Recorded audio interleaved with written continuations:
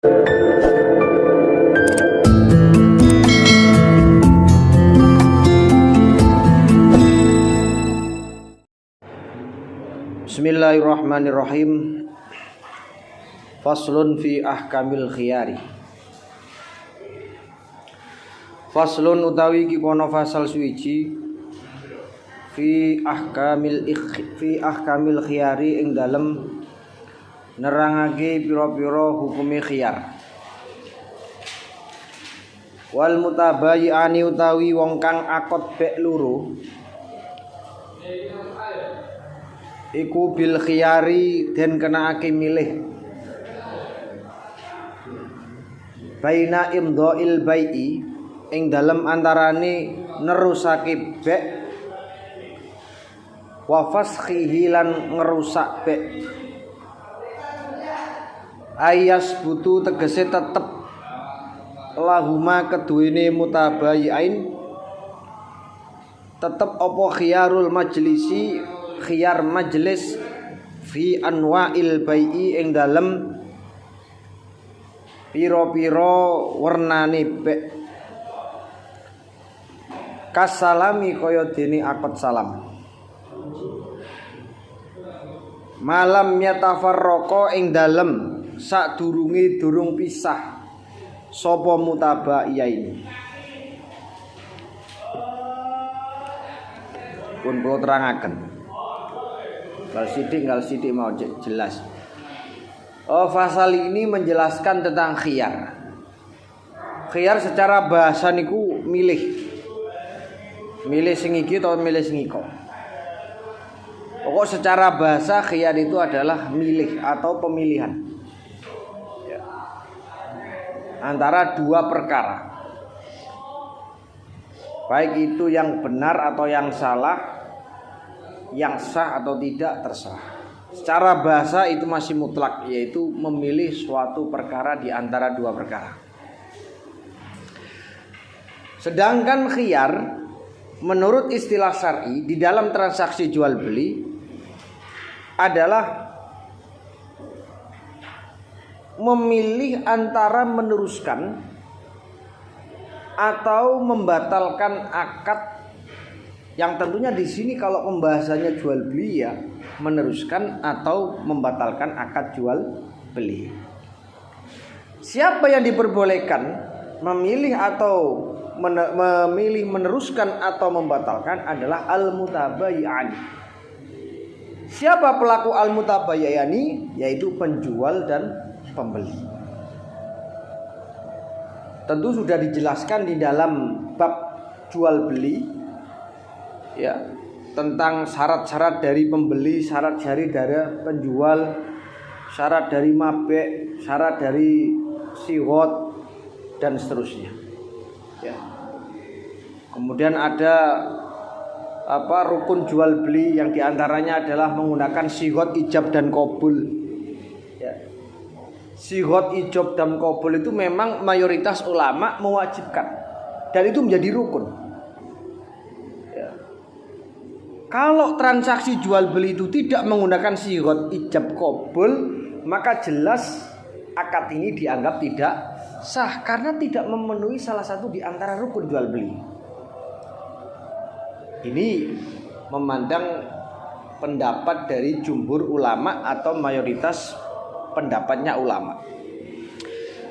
Karena berjalannya waktu, peradaban manusia itu semakin berubah, semakin maju dan semakin canggih. Tentunya akad dan sighot ijab dan qabul ini kalau diterapkan di zaman-zaman seperti ini maka akan terlalu memberatkan. Sehingga pada saat dulu atau zaman waktu itu hanya ada beberapa ulama yang memperbolehkan untuk menerapkan sistem bai'ul mu'athah. Salah satunya diantaranya ulama yang bermadzhab Syafi'i yang memperbolehkan bai'ul mu'athah adalah Imam Nawawi yang tertera di dalam kitab Hasyiah Al-Bajuri. Hasyiah Al-Bajuri itu syarahnya kitab Fathul Qorib. Imam Nawawi itu memperbolehkan menerapkan transaksi jual beli dengan sistem mu'atoh. Bai'ul mu'atoh itu apa? Bai'ul mu'atoh adalah transaksi jual beli yang meniadakan adanya ijab dan qabul dengan catatan antara penjual dan pembeli itu sama-sama ridho, sama-sama mengetahui akan transaksi tersebut. Ya. Karena dasarnya kan apa? Dasarnya adalah antarodin, atas kerelaan.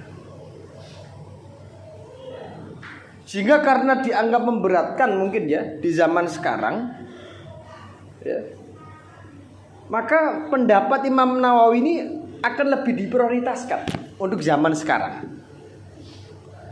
Lah coba kalau kita terapkan sistem jual beli yang sesuai dengan yang disampaikan oleh mayoritas ulama, harus menggunakan sigot ijab dan qabul. Lah kalau kita belanja di supermarket, di Bravo, di Kraton, ya, dengan belanja yang habis puluhan juta. Lah kalau kita transaksi setiap benda, ya, mengatakan bahwa istaro itu apa? Bayak tu atau bi tu hadzal mabe kada bikada. Saya menjual barang ini dengan harga sekian. Sing pembeli yang ngono. Naam. Ya, naam. Istara itu. Ya, saya beli. Lah barang iki macame enek 1000 misalnya. Kasire nggur loro. Sing ngantri pirang-pirang. Saya yakin jam 09.00 isuk isak kurang mari. Gitu. Karena apa? Karena sistem penjualan atau transaksi jual beli itu antara zaman dahulu dengan sekarang itu sudah jauh peradabannya. Dulu manual, ya dulu hanya manual dan mungkin nggak terlalu banyak seperti sekarang. Ya ada, cuma nggak seperti sekarang gerdil ngono akeh. Itu kan semuanya sistem pakai apa? Robot atau mesin. Lah kalau nggak diladeni dengan seperti itu, ya kita yang keberatan, kita yang terlalu payah. Ya, sehingga apapun yang menjadi solusi dan itu tidak bertentangan, ya silakan aja. Bahkan Imam Nawawi yang termasuk salah satu ulama madzhab Syafi'i memperbolehkan bai'ul mu'attah. Sing penting syaratnya memang sama-sama itu dan saling mengetahui. Kok sampean ngene iki cah pondok apa ya tahu. Nang di warung Pak, tuku iki pira? Ya le tak dodol, lak dol. Kadang-kadang cik ngentit barang kok. Ote-ote 5 ngomong 4. Sing ngrekotno maneh iku njoko sembarang kalir suwi-suwi. Nggih, terakhir munene Pak Bon. Lha iku cara jual model opo kowe? Ora ngene Imam Syafi'i ku gak masuk kowe. Mari mangan tatem tak akeh. Bon Pak yo, pira? 10.000 catet, 10.000. Iki transaksi model opo niku wis ora masuk blas iki. Tapi ini sudah menjadi tradisi, menjadi adat dan sama-sama tahu antara pembeli dan penjual itu silakan kalau Imam Nawawi dan ulama-ulama yang lain yang memperbolehkan. Silakan enggak apa-apa. Karena sudah tuntutan zaman. Gitu? Tuntutan zaman. Ulama itu kadang-kadang ketika meneropong keadaan di masa yang enggak datang itu kadang-kadang ya tepat sekali, akurat. Karo cedheke karo pangeran. Kadang yo ngerti iki ngene kok ben ngene. Ya. Makanya Islam itu yang diikuti adalah substansinya, isinya, jangan budayanya. Ya. Islam itu kalau diikuti budayanya semuanya, itu kita akan habis dan kesulitan. Budaya di zaman Rasulullah, budaya di zaman khalifah, budaya di zaman sahabat, di zaman tabi'in, itu tentunya pasti tidak akan bisa menjangkau pada budaya-budaya di zaman sekarang. Opo ono zaman Kanjeng Nabi ku budaya karambol, dulinan karambol, ka ono. Lek karambol ku manggep dosa. mau anggap bid'ah yo ngawur kuwi. Gitu. Anu juga gampang jadi ustaz-ustaz sing gampang bid'ah itu anggap saja bid'ah itu adalah sebuah kreativitas. Kalau kreativitas itu bertentangan dengan syariat, ya, bertolak belakang dengan syariat, tidak sejalan, itu baru. Ya. Kalau adat itu mukhalifus syar'i, kalau adat itu bertentangan dengan syariat, maka harus ditentang. Seperti adat Jawa yang buat sesajen, buat tumpengan, buat ambengan sing isine panganan iki didere nang nggone kuburan. Iku mukhalifus syar'i. Apa pertentangannya dengan syariat? Termasuk tadyi'ul mal, menyanyiakan harta, dan itu kamu makan halal. Ya, sing penting kowe nemu kuwi nang nggone panggonan sing penduduke mayoritas Islam. Paham nggih? Apa-apa ku pangan iku. Daripada sia. Kasihan gak dimakan iku. Bangsa-bangsa lelembut iku panganane ora sego. Nggih, sampean kudu ngerti barang halus juga iso. Ane ben-ben ku wong wis mati ku. Nggih. Kok wis mati? Gurung mati lho ora arep sego. Gitu, wong kadang rek wis lara nemen iku kira-kira sampean tuh sego iku gelem ta mboten? Apa maneh wis mati, tambah gak gelem. Wong lara wis kadang gak gelem kok. Apa maneh wis mati. Biyen bocah urung lahir sampeyan gurung lahir, iku makanan favorite nurut sebagian ulama. Panganan favorite niku napa? Getiket. Sing getiket iki wong wedok nek nalika hamil ku gak metu ya gara-gara di ge sarapan kamean iku. Dan itu lezat sekali bagi kalian itu. Ya. Tapi ketika kamu lahir di dunia, gitu, mulai bayi disusoni terus tambah gede ngerti sego goreng, ngerti soto, ngerti kare.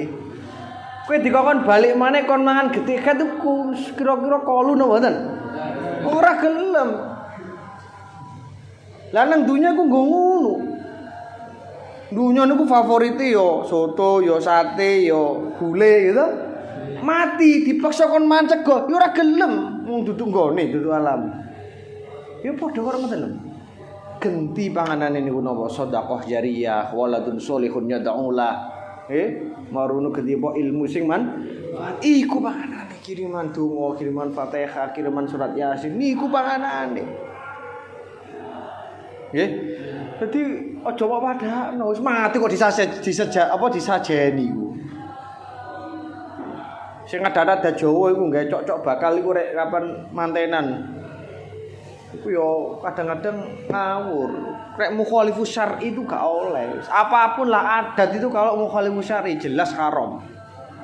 Ben ku ono cerita. Iku dialami kali bapak kula dhewe.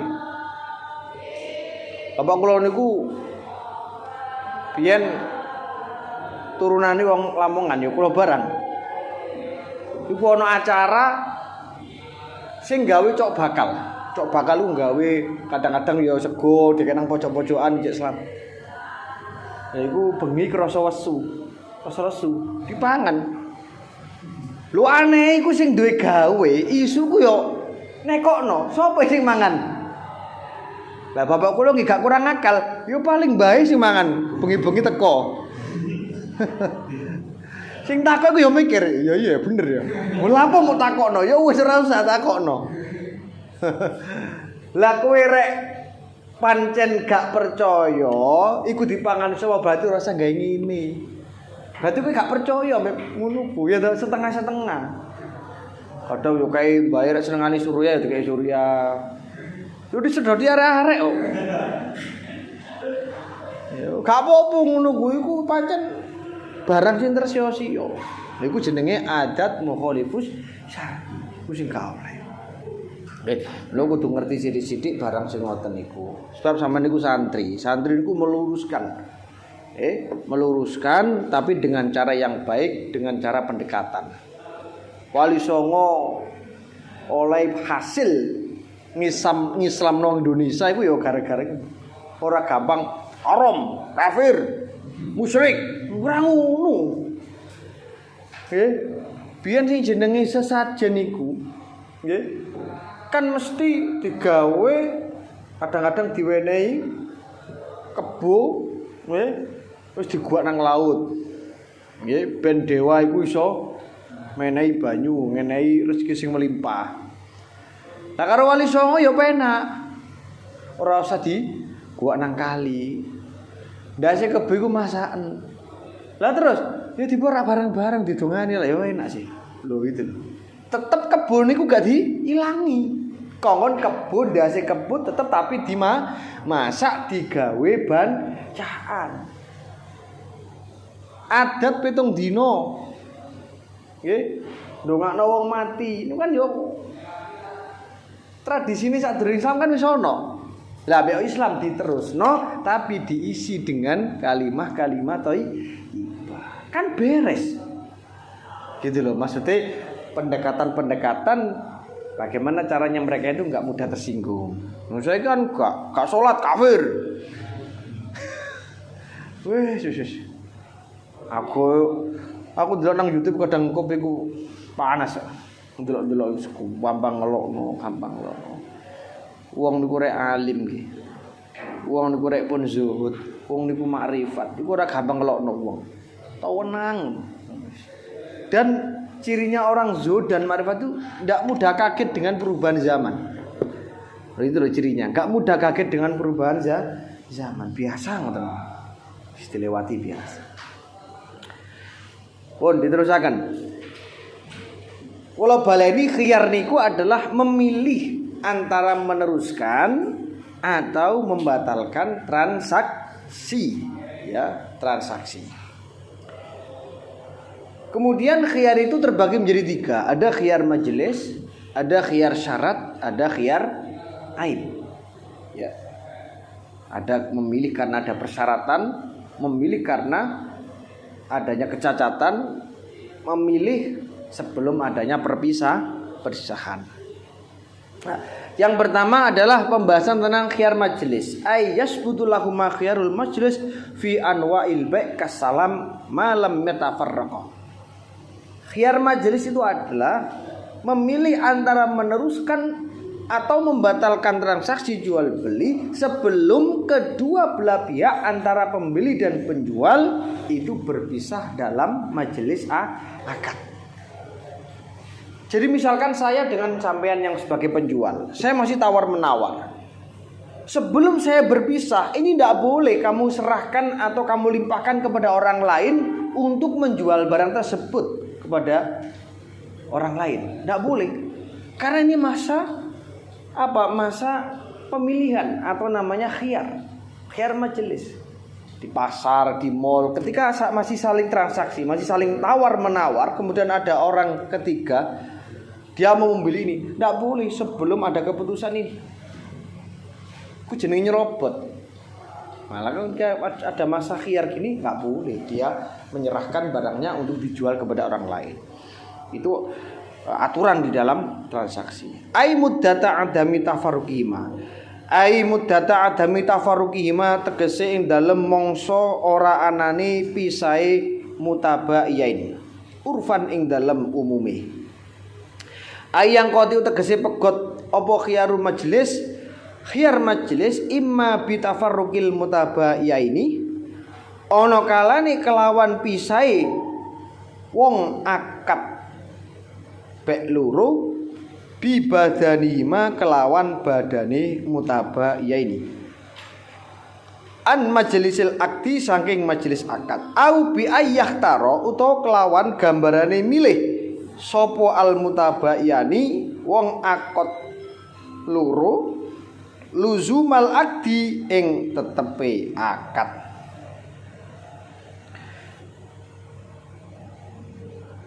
Khiyar majelis itu akan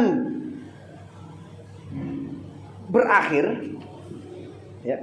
Khiyar majelis itu akan dianggap selesai. Itu disebabkan ada 2 perkara. Yang pertama imma bitafarruqi mutabayaini bibadanihima. Berakhirnya khiyar majelis itu yang pertama karena adanya perpisahan. Artinya sudah tidak menginginkan lagi. Wis bae aku tak golek liyane. Itu berarti sudah sudah berakhir khiyar majelis. Atau yang kedua disebabkan karena sudah menetapkan akad. Ya udah saya beli, selesai, berarti itu sudah berakhir khiyar majelis karena sudah ada kesepakatan untuk membeli barang tersebut. Berarti sudah berakhir khiyar majelis. Falau ikhtara mongkalamun milih sapa haduma salah sijine mutabaiya ini luzumal akdi ing tetepe akad walam yakhtar lan ora milih sapa al akharu wong kang meneh fauron ing dalem enggal-enggal sakata mengko gugur apa hakkuhu hake ahad minal khiyari saking khiyar wa baqiya lan tetep apa al hakku hak lil akhari kudune kang meneh.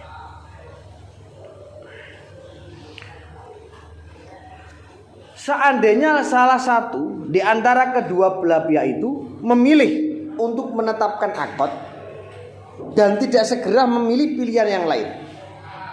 Ya. Seandainya salah satu di antara pembeli atau penjual memilih untuk menetapkan akad dan tidak segera memilih pilihan yang lain, maka hak khiyarnya telah habis. Dan hak khiyar masih dimiliki oleh orang yang satunya. Jadi misalkan salah satu di antara itu sudah menetapkan akad, ya saya beli. Ya, jadi kan luzum kan, barang yang dijual itu sudah luzum. Apa artinya luzum? Luzum itu sudah tetap, tidak bisa ditarik kembali. Kalau akadnya itu berbunyi jaiz, berarti boleh ditarik kembali. Ya, boleh ditarik kembali. Hanya boleh dibatalkan. Tapi kalau akad sudah luzum itu berarti sudah tidak boleh ditarik lagi, tidak bisa untuk di cancel lagi. Itu namanya luzum. Berarti ya udah saya beli ini. Berarti kan salah satu di antara itu sudah menetapkan akad. Tetapi salah satunya itu belum ada pemilihan. Ya. Maka sakoto hakku minal khiyar wa baqi al haqqu lil akhar. Maka haknya salah satu itu akan gugur dari khiyar. Sehingga yang luzum tadi sudah tidak boleh khiyar, yang satunya masih boleh khiyar. Paham? Lah masih wong dodol ku ya oleh ae. Wis kasih tau wis, yo iso. Sekarang dia belum menetapkan akad. Yang menetapkan masih salah satunya. Nggih kula beli. Wis betul itu wis. Wah, itu bisa saja yang lain. Yang salah satu di antara itu mungkin saja, nggih, mungkin saja ada yang lebih berani membeli barang tersebut dengan harga yang itu loh maksudnya. Paham nggih? Wong jual beli ku yo kadang akeh sing napa bujuk-bujuk ngono lho, cek gampang apa tertarik ini. Iku sing garai. BE ya napa? BE jual beli ku yo sah-sah mawon. Nggih? Sing dosa niku kok gorore niku lho. Bujuk niku lho. Ngerayu-ngerayu pembeli piye carane tertarik, akhirnya dituku tapi dengan cara menipu. Ngomongnya asli tapi sakjane ku KW, gak diomongno. Wah asli Bu niki asli teko pabrik. Pabrik opo? Untuk ora pabrik. KW.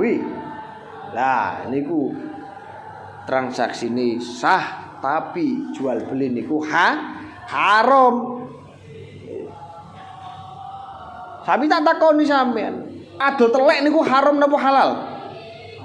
Haram. Tapi uang kok akeh sing gawe transaksi tuku popok kandange aku. Tak tukune popokmu. Tak tukune tletongmu. Iku gak oleh jadi. Kudu disiasati. Ojo gawe apa sih got jual beli. Tapi dikelah, disiasati ben iso hasil. Piye carane? Aku tuku, Pak, ora tuku teletongmu, tapi aku nuku jasamu oleh nglumpur teletong. Lho, paham nggih? Aku ora nuku teletongmu. Jelas-jelas mabeke niku gak sah barang sing najis kok.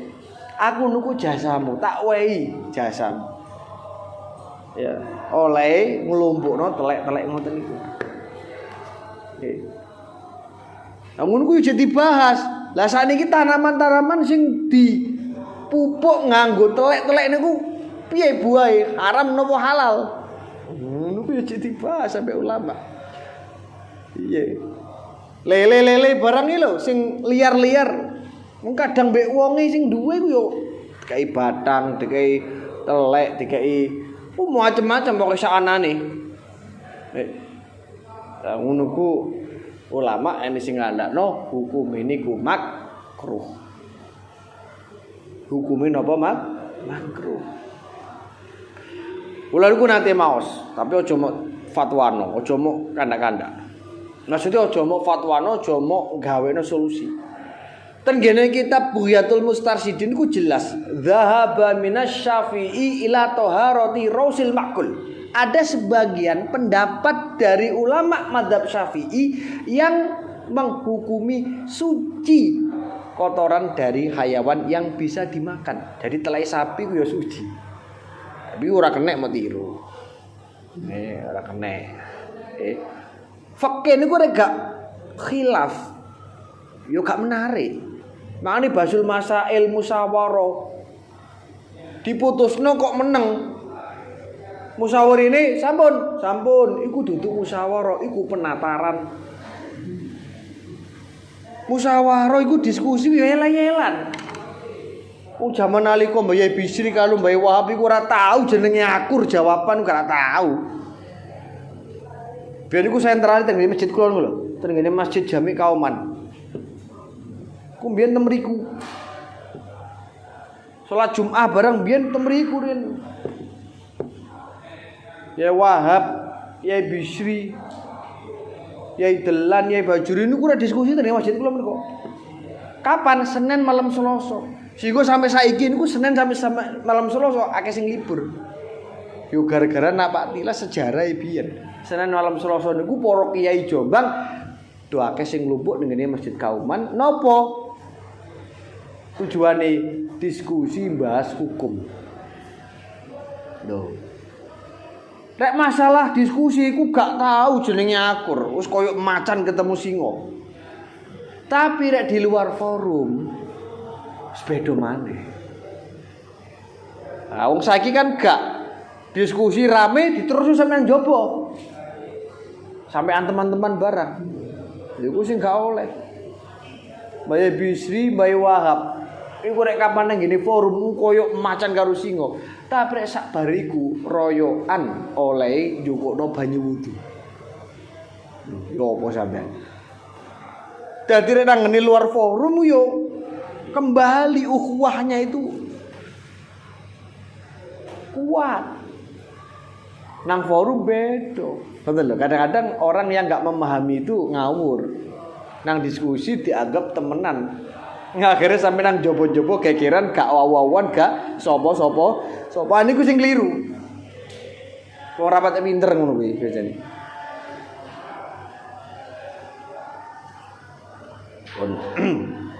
Nah, wong ahli fikih kok sampean iki meneh-meneh kudu iso nyiasati. Piye carane masyarakat iku iso nrimo sampean? Jadi disiasati tapi sing bener, sing dilegalkan syar'i. Kayak contoh siji. Masalah zakat. Nggih, masalah zakat. Zakat niku lek sampean ikuti kaul yang kuat-kuat, iku mesti gegeran nang masyarakat. Sebab nopo? Kan gini masyarakat iku arek-arek sing ngewangi ngurusi zakat, terus sing bagian becak ngeteri ning ngene mustahik zakat, terus lintu-lintune kaya imaroh, lintu-lintune kaya imam salat iku diwenehi teko bagian zakat. Liku lek sampean langsung muni kok mboten angsal niku, senes mustahik zakat niku. Senes sabilillah niku. Iso-iso gegeran sampean. Yakin hak gegeran. Carane kudu disiasati. Nggih. Siasate iku siji ya melok pendapatnya Imam Qofal.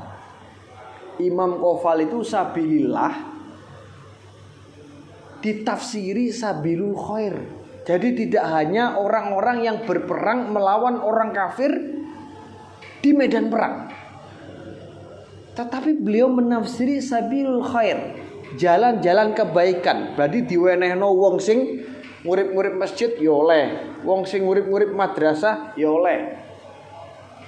Niku lek kapan masyarakat sampean wong-wongane sing kolot-kolot unggahe ngono ku. Jadi awake dhewe kudu iso nang minggir. Digolekno pendapat sing. Tapi nang masyarakat majemuk kowe gawe pendapat sing muktamad, pendapat sing kuat-kuat, sing mesti kok akhire gegeran. Ya keliru sampean. Solusine gak tepat. Bila ikhtilafu ummati rahmatun. Perbedaan pendapat ulama itu adalah rahmat. Ini rahmat. Nah, ini tenang mawon kan. Semeneh-meneh ku yo diweni tanggung jawab. Boleh tekok pondok iku sampean ditagih. Pertanggungjawabane nang ngene pondok iku yo. Kudu iso ngaji, kudu iso tibaan, kudu iso mimpin tahlil, kudu iso yasinan. Kudu iso ngaji dan sak piturute. Karena apa? Orang yang belajar di pondok pesantren itu adalah termasuk panggilan dari Allah Subhanahu wa taala. Kok saged ngarani panggilan? Saiki tak takoni. Bocah-bocah sing koyo sampean iki utawa sak nisore sampean, ndek kampung iku kira-kira mondok kabeh to? Akeh sing gak mondok? Kadang sing gak mondok to. Berarti sampean itu salah satu di antara orang yang dipanggil oleh Allah untuk menuntut ilmu. Bukti ini liyane kan gak diceluk. Sampeyan itu diceluk. Lah karek nang kene sampean amanah apa ora?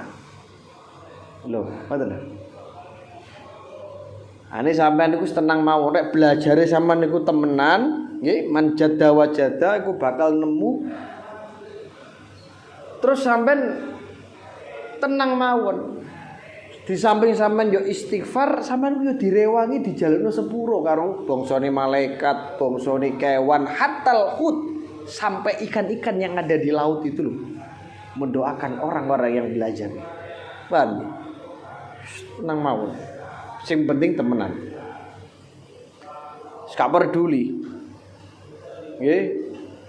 Sampeyan aja minder aku dudu anak kiai, aku dudu anak Gus. Ora usah. Kalau aku tasik kemotan prinsipe Mbah Abdul Karim pendiri Pondok Pesantren Lirboyo niku duduk keturunane sapa-sapa, anake petani, anake wong desa keso-keso. Tapi himmahnya, kesungguhannya, kesemangatannya dalam belajar luar biasa.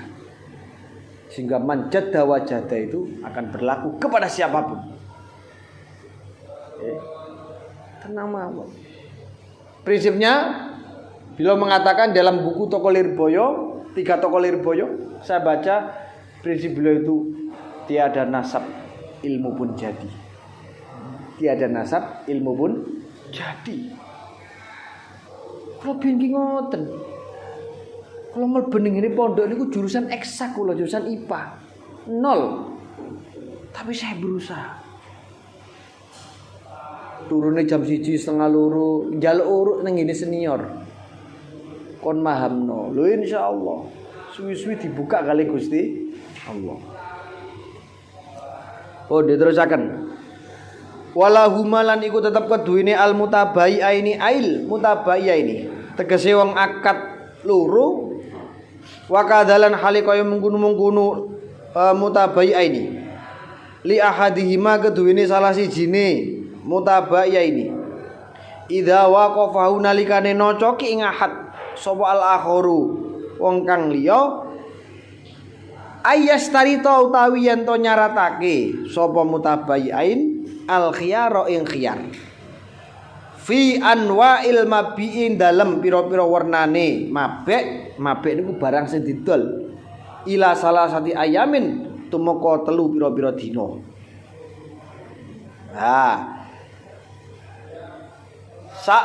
Salajunge bahas khiyar syarat. Nggih, khiyar napa? Syarat. Diperbolehkan antara penjual dan pembeli, nggih, atau begitu salah satunya yang ketika sudah sesuai ya dan cocok dengan barang yang dibeli, maka ayastarito al khiyar. Boleh salah satu di antara itu atau kedua-duanya sepakat mensyaratkan adanya khiyar sampai 3 hari. Sampai 3 hari. Maksudnya 3 utawa Pak aku cocok mbek barang iki. Sik yo takokno keluarga, sampean kayak waktu menit ben ojo didol sih. Dari dalam waktu 3 hari itu Anda tidak boleh menawarkan barang tersebut kepada orang lain. Sik yo tak takono keluarga aku kok koyo tertarik ambek barang iki. Kok rek yo tak bel, tak WA. Nah, maka ketika nanti penjual sudah menyetujui, nggih Pak, sampean mantuk riyen. Atau dikai waktu, nggih. Kula paringi waktu 2 hari. Lek jenengan ndak ada kabar, berarti ini akan saya lempar ke orang lain. Itu namanya khiyar syarat. Jadi didelok-delok isih atau dipikir-pikir sido tangga. Itu namanya khiyar syarat. Boleh mensyaratkan. Pak nggih, saya kasih waktu 2 hari. Kalau tidak ada kabar, tidak ada WA, saya lempar ke orang lain. Nggih, Pak. Berarti kalau 2 hari tidak ada kabar, tidak ada konfirmasi, maka penjual boleh menawarkan kepada orang lain. Tapi kalau belum melebihi 2 hari, maka tidak boleh dia menawarkan, karena itu ada masa khiyar.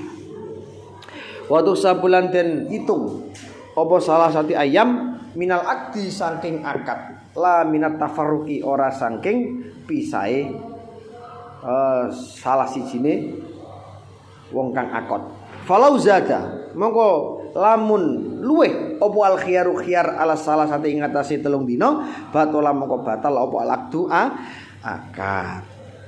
Jadi khiyar syarat niku dibatasi paling suwi 3 dina. Lek sampai 3 dina nglewati, maka akad itu dianggap batal. Ya, dianggap tidak meneruskan. Walau kana lamun ono apa almabiu barang kang dendol iku mimas tangga sanging barang yafsudu kang rusak apa mah fil muddati ing dalem mongso al mustaratu kang den syaratake batola mongko batal apa lakdu akad.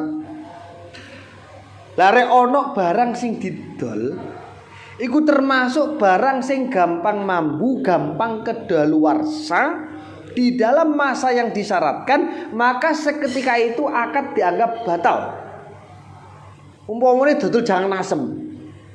Pun nggih, niki kula khiyar sik 2 dina, yo mampu. Maka ketika mensyaratkan adanya masa khiyar itu dengan bersamaan dengan barang yang dibeli itu rusak atau kedaluarsa atau mampu, maka seketika itu akan jadi batal. Wong janganan kok di khiyar sampai 2 dino. Berarti kan masa 2 hari akan rusak kan? Maka barang yang rusak ini nggak boleh justru itu. Ya. Makanya walau kana al mabi' mimma yafsudu fil muddah, kalau ada mabek barang yang dijual itu termasuk barang yang rusak di dalam masa yang disyaratkan, maka akadnya dianggap batal. Kan nggak ada lighordin sohikin, nggak ada tujuan yang benar, nggak ada hasil yang dicapai. Kenapa? Karena mabeknya rusak. Ya ketika itu harus jadi, nggak boleh ada khiyar sampai 1 hari 2 hari. Itu mampu barang itu. Wa idza wujida lan nalikane den temu bil mabi kelawan barang kang dendol den temu apa aibun cacat maujudun kang maujud qoblal qabdi dalem sadurunge den trima tangkusu kang suda bihi kelawan aib apa alkimatu aji kerta awil ainu tawa kahanan nukson kelawan berkurang ya futu kang pot bi kelawan nukson apa hurdun sejo sahihun kang sahih wa kana lan ono bal ghalibu kang kaprah fi jinsi dzalikal mabin dalam jenis mengkuno mape iku adama dzalikal aibi ora onone mengkuno cacat kazina rokikin kaya zinane kawula wasari kotilan nyolongi rokik wa ibakilan minggate rokik lek ditemono ngono piye falil mustari mongko iku wenang keduwene wong kang tuku radu tawi balikake mabe ail mabe tegesi barang kang dendol wala ya juzulan ora wenang apa bae usamroti atul buah sik iki titik iki oke lek kapan ditemukan barang yang terbeli tadi ya atau yang dijual tadi ada satu kecacatan kowe mari tuku gitu gurung buka segel utawa pas dibuka segelin dilalaru rusak atau cacat sekampangan itu kudulinan disegel dadak pas dibuka tulinane ora kena lah hukume barang disegel oleh apa ora sebab asline transaksi jual beli itu kan harus ada kesepakatan dan ada kejelasan barang tersebut. Kok saiki barang sing diplester ngoten, sing disegel ngono kan juga kena dicoba. Maka hukumnya bagaimana? Boleh. Yang penting satu ya, barang itu dijamin keasliannya, barang itu dijamin orisinilnya, barang itu dijamin apa kesehatannya atau kualitasnya tetapi kalau nanti ada satu kecacatan maka boleh untuk dikembali boleh. Atau yang kedua syaratnya kalau nggak disegel barang ini akan menjadi rusak atau menjadi kedaluarsa seperti susu kaleng. Susu kaleng kok kena dicoba, itu kan nggak kena tau. Tapi kalau misalkan susu kaleng itu dipakai terus ternyata dalamnya itu tidak sesuai dengan harapan, ya itu boleh. Namanya khiyar aib. Makanya apapun lah, walaupun di toko manapun, walaupun sudah ada kalimat kata-kata barang yang sudah dibeli tidak boleh dikembalikan, silakan tidak apa-apa. Tapi Anda harus bisa konfirmasi, harus berani membuat perjanjian, Pak, ini benar nggak boleh di. Tapi kalau misalkan barang ini rusak atau barang ini nggak bisa dipakai, bagaimana? Pasti dia akan mau. Kalau perlu silakan dicoba di tempat, iya kan? Iya, itu tidak apa-apa. Nah, di sini ketika barang yang dibeli itu ada kecacatan dan kecacatan itu akan bisa mempengaruhi harganya atau kecacatan itu tidak bisa menjadikan barang itu terpakai. Maka falil mustari radduhu, berhak bagi pembeli itu untuk mengembalikan barang tersebut. Barang tersebut. Makanya kalau lebih hati-hati ya, lebih hati-hati itu karena mungkin barang mahal. Itu ya dicoba di depan penjual itu. Kalau dibawa pulang kan ya khawatir karena jatuh atau karena kecerobohan dari pembeli sehingga rusak kan juga nanti terjadi perselisihan juga. Makanya sebelum dibawa pulang dicek, mau dicek. Terus walaya juzulan ora wenang apa bai usamroti adol wah al munfaridati kang dhewe anis syajarati saking wit mutlakon kelawan mutlak ai an syartil qati tegese saking syarat ngunduh illa ba'da wuduwi ai zuhuri solahya kejaba dalam sawise pertelane baguse samroh.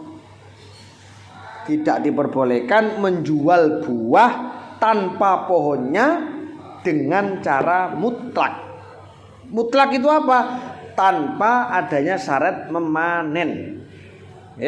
Kecuali setelah nampak kebaikan atau nampak kematangan dari buah tersebut. Nggak oleh nangune pohon. Pak, tak tuku yo tanduran buah-buah sing nang kono kuwi. Kalau dia belum ba'da butuhi solahiyah, sebelum tampak kematangan, tidak boleh kalau yang dijual hanya buahnya saja. Tapi lek didol sistem borongan, jadi kan yusak wit-wite, itu nanti beda lagi. Sing tidak boleh itu menjual buah tanpa pohonnya, dia masih di atas, ya tanpa pohonnya. Sebelum kelihatan atau tampak masa yang siap untuk dikonsumsi. Wa huwa utawi butuh solahiyah fima ing dalem barang layatalawanu kang orang ngalih apa werna layatalawanu kang orang ngalih werna apa mah iku intiha uhaliha tumeka tingkae samroh ilama maring barang yusudu kang den sejo apa ma minha saking samroh ghaliban ing dalem kaprai kahalawati kosbin kaya manisi tebu wa hamudati rumani lan kecute delima walinitini lan lembeke woe delima woe buah tin walinitin lan lemese buah tin wa fi malaning dalam barangnya talawanu kang ngalih werna apa mah iku bi ayakhudha kelawan gambarane tumandang apa mah fi hamratin ing dalem warna abang au sawatin utawa ireng au sufratin utawa kuning kal inabi kaya anggur wal ujasilan cuwet wal bal wal bulkhilan kurma nyadam. Sing dimaksud mateng ku apa? Nggih. Sing dimaksud mateng siap dikonsumsi itu apa? Adalah keadaan yang sudah sampai pada batas yang biasanya sudah siap untuk dikonsumsi. Jadi yang dimaksud buduwi solahiyah, tampak kebaikannya buah itu yang dimaksud apa? Yaitu sudah sampai pada batas yang biasanya sudah siap untuk dikonsumsi. Ini maksudnya adalah kematangan dari satu buah yang tidak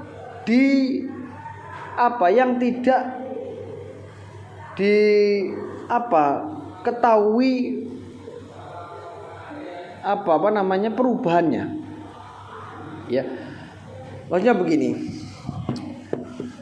Nampak baiknya buah yang tidak ada perubahan warna. Maksudnya buah iku ora iso didelok. Iki matenge dengan cara berubah warna. Iku berarti piye? Carane ndelok. Berarti carane ndelok iku adalah ghaliban.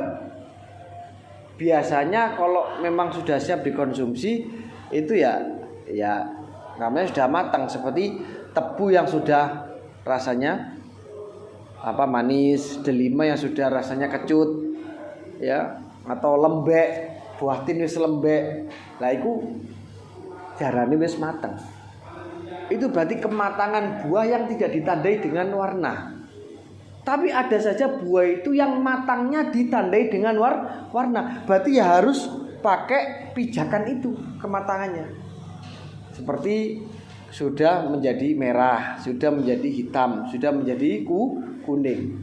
Berarti kalau kematangan itu ditandai dengan warna, maka tendensinya itu harus mengikuti tersebut, mengikuti warna itu. Tapi kalau kematangan itu tidak ditandai dengan warna, ya tadi, yaitu mengikuti umumnya yang memang sudah siap dikonsumsi. Seperti tebu sudah manis, delima rasanya kecut. Kemudian apa lagi? Sudah lembeknya buah tin. Berarti matang. Maksudnya ngoten nggih. Nah, itu.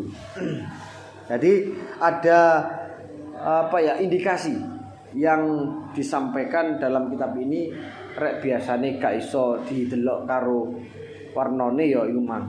Didelok kayak kok biasane wong-wong piye? Masyarakat sing penjual atau orang lain. Kalau mengatakan kematangannya itu ditandai dengan warna, ya harus dengan warna kematangan. Diterusno. Fala yasihu amma qabla buduwi solahi. Anapun adol buah ing dalem sadurunge baguse.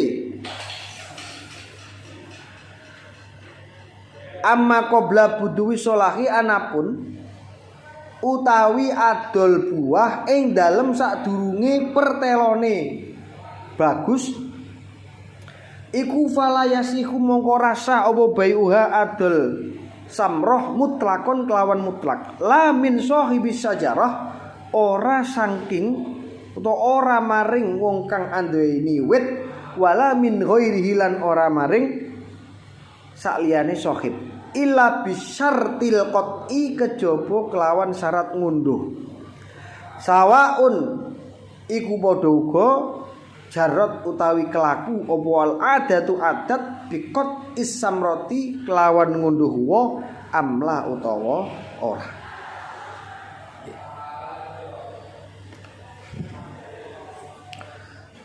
Buah niku lek durung mateng niku mboten sah dijual dengan cara mutlak.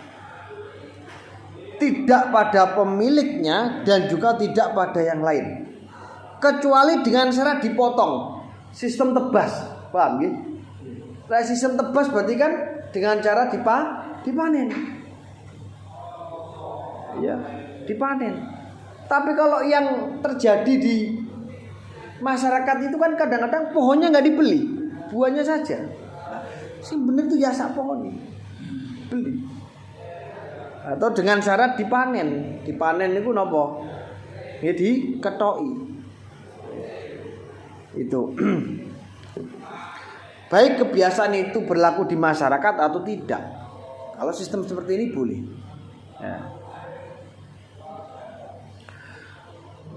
Walau kutiat lan lamun den pedhot apa sajaratun wit iku alaiha ing atase sajarah samratun tai buah jaza moko wenang apa bayuha adol samrah bila syarti qat'i ya kelawan tanpa syarat ngetok wit. Lek kapan wit iku wis dipedhot ya ta wis ditebang nggih. Lah dalam wit itu ada buah maka ya boleh dijual tanpa harus ada syarat dipotong karena sudah dipotong. Ya, karena sudah dipotong. Wala yajuzulan ora wenang apa bae zar'i adol gogo al akhdari kang ijo fil ardi dalam bumi illa bisarti qat'i kejaba kelawan syarat ngunduh zarul akhdar au qal'i utawa bedol zarul akhdar fa in bi amung lamun den dol apa zaru gogo mal ardi statane bumi au munfaridan utawa hale ijen anha hanging bumi ba'da istidadil hubbi ing dalam sausi atau siwiji jaza mongko wenang bila syartin kelawan tanpa syarat. Tidak diperbolehkan menjual tanaman yang ada di sawah yang masih hijau, jelas belum matang dan masih tumbuh di tanah kecuali dengan syarat dipotong dan dipanen. Kowe iku lho, nuku iku ora oleh rek isi ijo, kecuali disyaratno motong. Disyaratno dipanen. Itu berarti sistem borongan, sistem tebas. Itu tidak apa-apa seperti itu. Tapi kalau diambil buahnya saja yang masih hijau, pohonnya ditinggal, itu tidak boleh. Harus dengan cara qat'i, harus dengan cara diunduh. Nah, jika tanaman tersebut dijual beserta lahannya, jadi tuku aku tuku lahane, sak lahan-lahane dituku, ya ora apa-apa. Atau dijual tanpa lahan setelah buah biji tanaman tersebut telah mengeras, ya maka hukumnya diperbolehkan tanpa harus syarat diunduh. Misalkan gini loh, ini tanduran, ini tanaman ya yang masih hijau. Terus saya beli lahannya. Lah lahan itu ada tanaman-tanamannya yang masih hijau, ya tidak masalah tanpa harus mensyaratkan ada di mana. Karena yang saya beli aja lahannya, lahan yang sampai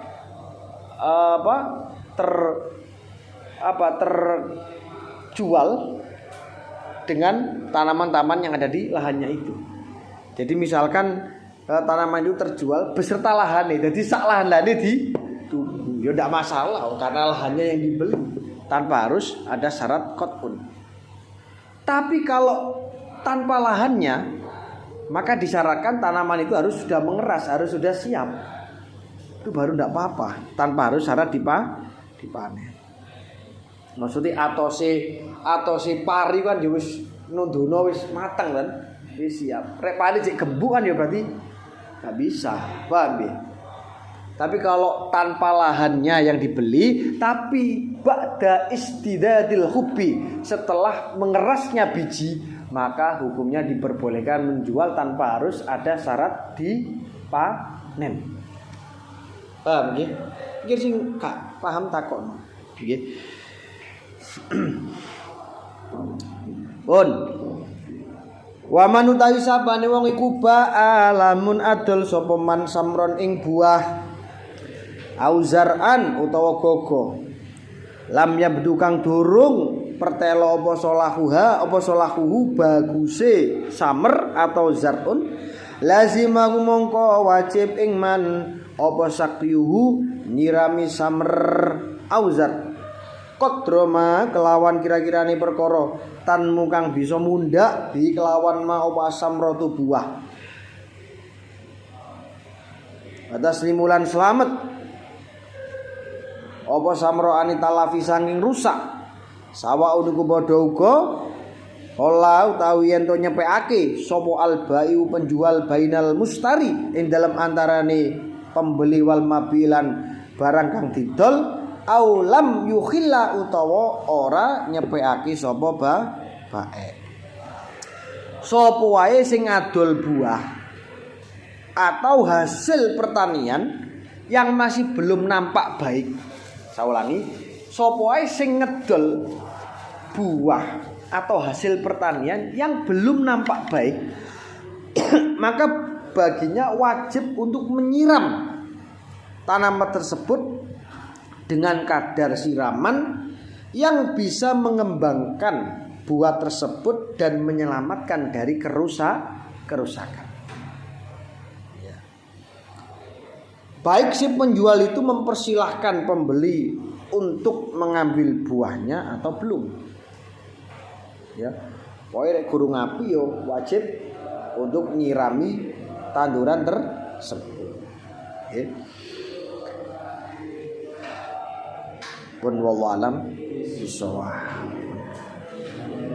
Assalamualaikum warahmatullahi wabarakatuh.